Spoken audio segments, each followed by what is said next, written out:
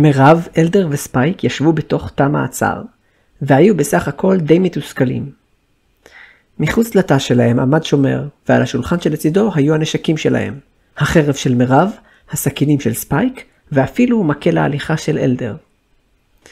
שוב פעם כלואים, אז מה עושים עכשיו? שאל ספייק. מה אנחנו יכולים לעשות? אמרה מירב. לחכות עד שהחליטו לשפוט אותנו. לעזאזל, אמר ספייק בכעס. לא עשינו שום דבר. אם זה נכון, אתם תצאו מזה בשלום, אמר השומר שלהם. מפקד המשמר הראשי ישפוט אתכם, יראה שלא עשיתם שום דבר רע וישחרר אתכם. אבל אם אתם מסתירים את האמת, אתם תענשו. לעזאזל, חזר ספייק. מירב הפנתה את מבטה אל עבר אלדר. אתה יכול להסביר לנו מה קרה? שאלה. אתה הרגת את הפיראטים שקלענו? אלדר הסתכל עליה במבט חסר רגש ולא ענה. לכל הרוחות, אמרה ואחזה במצחה. ולחשוב שספייק היה זה שהצבן אותי עד עכשיו. אלדר, איך אנחנו יכולים לקרוא לעצמנו צוות אם אתה לא אומר לנו שום דבר? אתה מצפה מאיתנו לעקוב אחריך, אבל לא נותן לנו שום הסבר של מה שאתה עושה. לא לאן אנחנו הולכים, לא למה, לא שום דבר. למה אתה מתנהג ככה? זה לא שווה את זה, אמר ספייק. ברגע שאנחנו יוצאים מכאן, אני הולך. הוא נעמד והלך לעמד ליד הסורגים. אלדר הפנה אליו את מבטו. אני חושבת שאני מסכימה, אמרה מירב. הפרס של התחרות הזו מושך אותי מאוד, אבל אני מרגישה שאין לי מושג מה אני עושה עכשיו. אלדר, תודה שעזרת לי בנקמה שלי, אבל אני חושבת שגם אני אלך לדרכי ברגע שנסיים עם זה. אלדר הפנה את מבטו כעת אליה. לא, אמר בקול נמוך. סליחה? אמר ספייק והסתובב אל עבר אלדר. מה זאת אומרת לא? אנחנו יכולים לעשות מה שאנחנו רוצים. לא, חזר אלדר ושוב הסתכל על ספייק. אתם תבואו איתי. לספייק לא היה מה להגיד. אלדר בדרך כלל לא דיבר, אבל נראה שהיה חשוב לו שהם יישארו איתו מספיק בשביל למחות. אתה לא באמת יכול להחליט עלינו, אמר ספייק. אני מצטערת, אבל הוא צודק, אמרה מירב. למה כל כך חשוב לך שנבוא איתך? אם אתה רוצה את כל הכסף, תוכל להמשיך לבד. אתה תרוויח אפילו יותר. אני בטוחה שאתה מסוגל להשיג את האבן הזו לבד, אחרי שראיתי את הקסמים שעשית. אלדר הרכין את מבטו, והיה נראה שהוא חושב קצת. אתם, אמר לבסוף, יש לכם פוטנציאל. פוטנציאל למה? שאלה מירב. אלדר הניד בראשו ולא הגיב. מה לא? שלושתם הרימו את ראשם לעבר השומר, וראו שהוא מסתכל אל עבר חלון קטן שנמצא מעליו על הקיר לידו. עופי מפה, קרא השומר. הם הסתכלו על החלון הפתוח וראו שמבעד לסורגים של החלון נכנסת לתוך החדר ציפור גדולה. הציפור עפה אל תוך החדר ועפה במעגלים, כאילו היא מחפשת משהו. השומר הניף בידיו כדי לנסות להבריח אותה, אבל זו רק ברחה ממנו ונכנסה מבעד לסורגים אל תוך תא מעצר בו היו שלושתם. מה לעזאזל? קרא ספייק. הוא ניסה להבריח את הציפור גם כן, וזו עפה אל מול פניו של אלדר ונשארה שמה. אלדר הסתכל על הציפור לכמה רגעים ואז הרים את ידו. ברגע הבא הציפור נחתה על ידו המושטת והרימה את רגלה. מירב ראתה שיש משהו קשור על רגלה של הציפור. מה לכל השדים והרוחות? שאל ספייק. מה זה? עזרה מחברים פיראטים שלכם? שאל השומר ושלף את חרבו. אין לנו מושג מה זה, באמת, אמר ספייק, בעוד אלדר לוקח את מה שהיה קשור על רגלה של הציפור, חתיכת קלף. הוא פתח את הקלף והתחיל לקרוא אותו. מירב נעמדה מאחוריו וקרא את הכתוב מעבר לכתפו. אני לא מאמינה, אמרה. מה? שאל ספייק והסתכל עליה. ולמבטו עבר אל פניו של אלדר, כשהוא הבחין במשהו משונה עליהם. לקח לו רגע קל להבין מה היה מוזר. הבעת פניו של אלדר השתנתה, והוא נראה באופן ממש ממש עדין, מתוסכל. מה זה הפתק הזה? שאל השומר. זה, התחילה מירב. זה לא קשור למשפט שלנו. לא, רגע. היא חשבה לרגע ואז אמרה לאלדר. אם הם יראו את הפתק הזה, זה יוכל לעזור להוכיח את חפותנו, לא? מה זה המכתב הזה? שאל ספייק. אלדר הרים את מבטו מהמכתב והסתכל על מירב וחשב. נו אלדר, אמרה מירב, תן לו את המכתב. מה כתוב בו? שאל ספייק, ונראה שהוא קצת מתחיל לכעוס. אלדר לא זז לכמה רגעים, ואז התקרב אל הסורגים והביא את המכתב אל השומר. כשהוא עשה זאת, הציפור עפה מידו, והתחיל ללוף ברחבי החדר בסיבובים. השומר לקח את המכתב והתחיל לקרוא את הכתוב. אין לי מושג על מה זה מדבר, אמר השומר. אבל זה מתייחס עליכם, כן? כן, אמרה מירב. אז אני אביא את זה למשפט. אני מאמין שזה יעזור לשכנע את מפקד המשמר הראשי בחפותכם. מירב חיכה בהנחת רווחה. מה כתוב במכתב? שאל ספייק. אלדר, אמרה מירב ופנתה אל הזקן. אתה ידעת על זה? הציפור עפה מבעד לסורגים ואז הלכה לכיוון החלון ועפה משם. אלדר הסתכל על מירב וכרגיל לא אמר דבר. הבעת פניו חזרה להיות חסרת רגש. זו הסיבה שהבאת אותנו לכאן, אמרה מירב. מעיר הנמל הזו זה מקצר לנו את הדרך לשם מאוד. היי, ילדה מעצבנת, את יכולה להגיד לי מה כתוב במכתב הזה? קרא ספייק. אמרה מירב והסתכלה עליו. סליחה, במכתב הזה יש פרטים על המיקום של האבן. מה? קרא ספייק. רצינית? כן, וזה ממש לא רחוק מפה. גדול, אמר ספייק. אז אחרי שנזכה במשפט, אנחנו עפים מפה ישר לקבל את האבן. אבל, ממי המכתב? ולמה זה הגיע אלינו? מבטה של מירב נפל. לא הספקתי לקרוא את זה, אמרה. אבל זה באמת מחשיד. אולי זו הסחת דעת כלשהי מאחד הצוותים האחרים? היא ניגשה אל השומר. אפשר לקבל את המכתב בחזרה? לא, זו ראיה, אמר השומר. אני אחזיר לכם את זה אחרי ובמידה שתצאו זכאים במשפט. פרניה של מירב נפלו, ואז היא פנתה אל אלדר. אלדר, הספקת לקרוא את כל המכתב? אלדר הנהן קלות. אתה חושב שאפשר לסמוך עליו? אלדר הנהן שוב. בסדר, אמרה מירב. אז בואו נעשה את המיטב כדי שנזכה במשפט ונלך למצוא את האבן. בסדר, אמר ספייק, ונראה היה שגם הוא וגם מירב שכחו לגמרי שהם תכננו להיפרד מאלדר רגעים ספורים לפני כן. היה זה רק למחרת בבוקר, כשהמפקד שקלה אותם הגיע אל התא שלהם להוציא אותם מהמעצר. הוא ועוד כמה שומרים לקחו אותם כשידיהם קשורות מאחורי גבם אל מחוץ לתא והובילו אותם אל משרד קטן. הוא הורה לשומרים לשמור עליהם בזמן שהוא הלך אל חדר צדדי, כדי לקרוא אל מפקד המשמר הראשי שישפוט אותם. היי, המכתב עוד אצלך? שאל ספייק את השומר ששמר עליהם אתמול. כן, כן, אמר השומר. אני אביא את זה למפקד הראשי במשפט, אל תדאגו. רגעים ספורים לאחר מכן יצא המפקד יחד עם מפקד המשמר הראשי מהמשרד, תוך כדי שיחה. מפקד המשמר הראשי היה לבוש בבגדים זהים לאלה של שאר השומרים, אם כי לראשו לא הייתה קסדה. אמרת שהם הגיעו על סיפונה של הוורד הקוטל, נכון? אמר מפקד המשמר הראשי. אני חייב לראות את זה. הוא פנה להסתכל על שלושת העצורים שלו. הוא העביר את מבטו מאלדר אל ספייק ואמר, אלו הם העצורים? הם לא נראים כמו פיראטים. הוא השתתק לאט כשמבטו עבר מספייק אל מירב, והוא הסתכל עליה לכמה רגעים. ספייק העביר את מבטו מהמפקד אל מירב בבלבול. מבטה של מירב היה מבולבל גם כן, אבל רגעים ספורים לאחר מכן, מבטה השתנה לאט לאט למופתע. מפקד המשמר התקרב עליהם שוב, והסתכל על מירב מקרוב. במחשבה שנייה, הוא אמר, כשמניח את ידו על הסנטר. הוא הסתכל על פניו של אלדר, ואז על ספייק, ולבסוף שוב על מירב. אלדר כרגיל לא הביע שום רגש. ספייק נראה זועף, ומבטה של מירב החל להפוך ממופתע לכועס. לאחר מכן מפקד המשמר הראשי הסתובב, והתחיל ללכת לכיוון המפקד שתפס אותם. הוציאו אותם להורג, אמר. מה? קרא ספייק.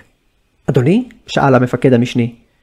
הם אולי לא נראים כך, אבל כל הראיות מצביעות על כך שהם הפיראטים וסוחרי העבדים המסוכנים שהטרידו את המים שלנו מזה שנים, אמר מפקד המשמר הראשי. מגיע על כך רק עונש אחד. מוות. אבל לא עשינו כלום, אמר ספייק. אנחנו הבסנו את ג'קסון סקול. ספייק קטע את דבריו והסתכל על מירב, שצעקה במבט כועס על מפקד המשמר הראשי. מפקד המשמר הראשי נעצר והסתובב אליה בחזרה. אדוני? שאל המפקד המשני, ואז פנה אל עבר מירב. איך לעזאזל אתה עוד בחיים? קרא מירב. אני הרגתי אותך.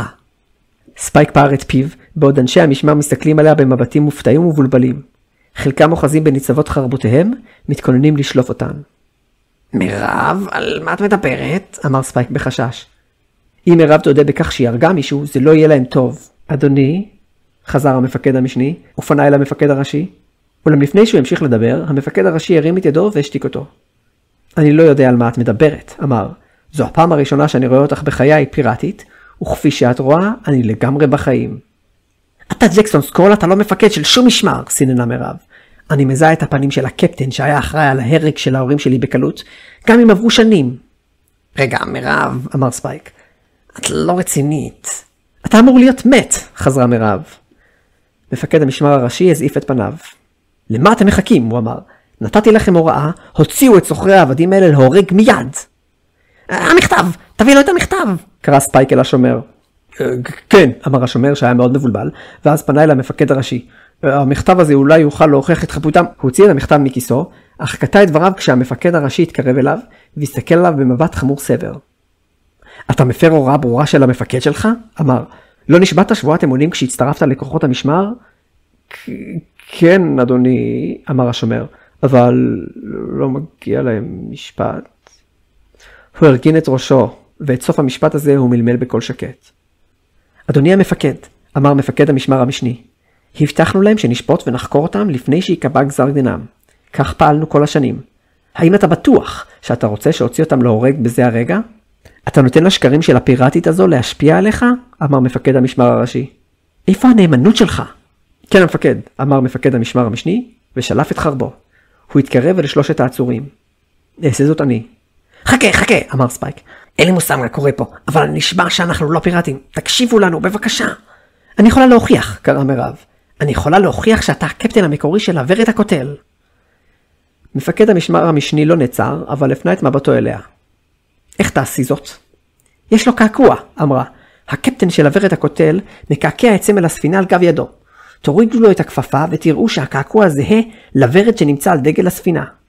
מפקד המשמר המשני נעמד על יד מירב והניף את חרבו. הרשי לי להבין, אמר.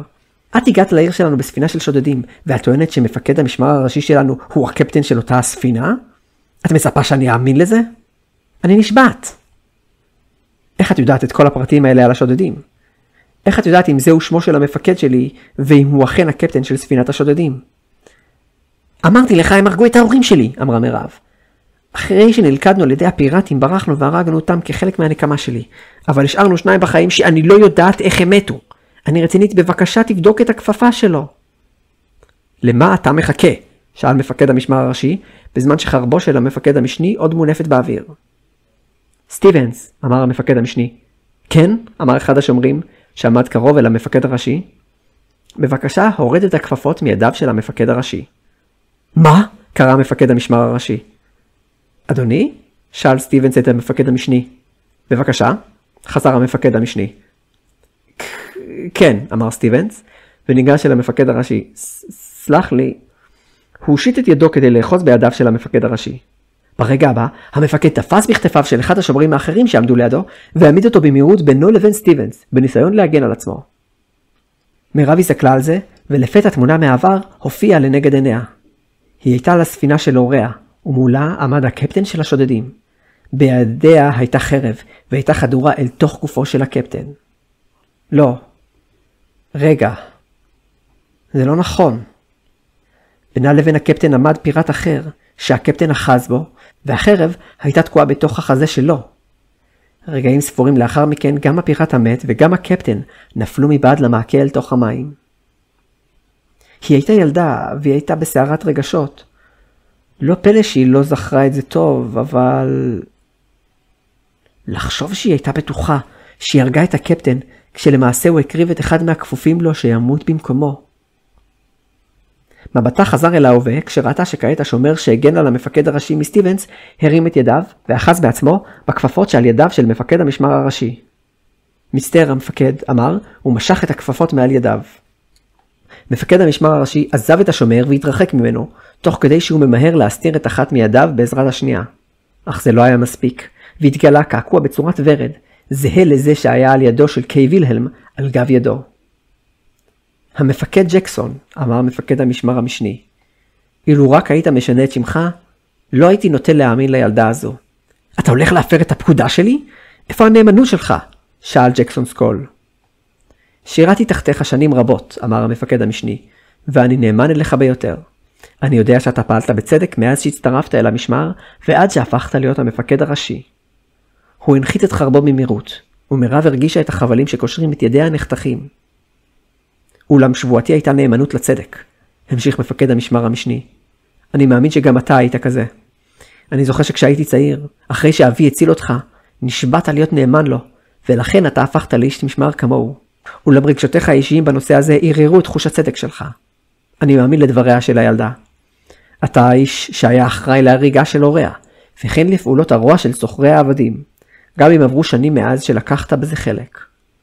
הוא הושיט את חרבו אל מירב. יהיה זה רק הוגן שהיא תזכה לקבל את הנקמה שלה. מירב הסתכלה על החרב המושטת לעברה בבלבול. לאחר רגע של היסוס, היא לקחה את החרב מידו. בוגד אחד! קרא ג'קסון סקול והניף את חרבו. מיד סטיבנס והשומר השני תפסו בו, והעבירו את ידיו אל מאחורי גבו.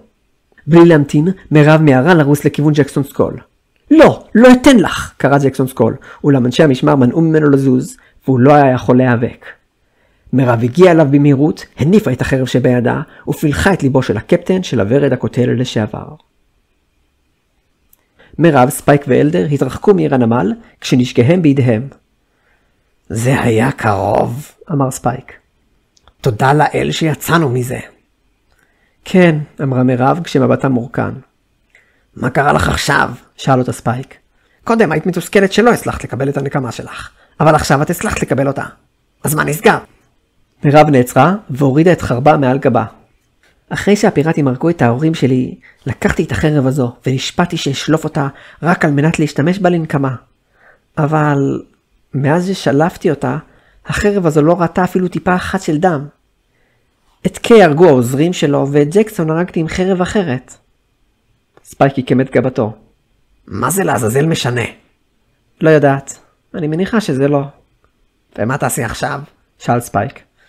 השלמת את הנקמה שלך. מה עלה? לא יודעת. חזרה. ספייק גירד בשערו.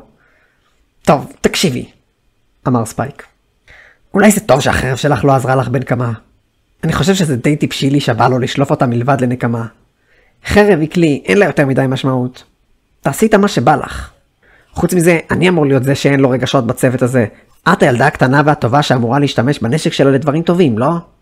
ובכל זאת אתה רק את מפקד המשמר של העיר הנמל הזאת, אז נראה לי שזה קצת הפוך. הוא ואלדר המשיכו ללכת ומירב הסתכלה על החרב שבידה. אחרי כמה רגעים היא החזירה אותה לשכמה. לא יודעת, אמרה, ואז הרימה את ראשה והזעיפה את הפנים שלה. רגע, למי אתה קורא ילדה קטנה? היא רצה בעקבות ספייק שצחק והקיף את אלדר להתחמק מהזעם שלה. אלדר, כמובן, לא הראה שום רגש.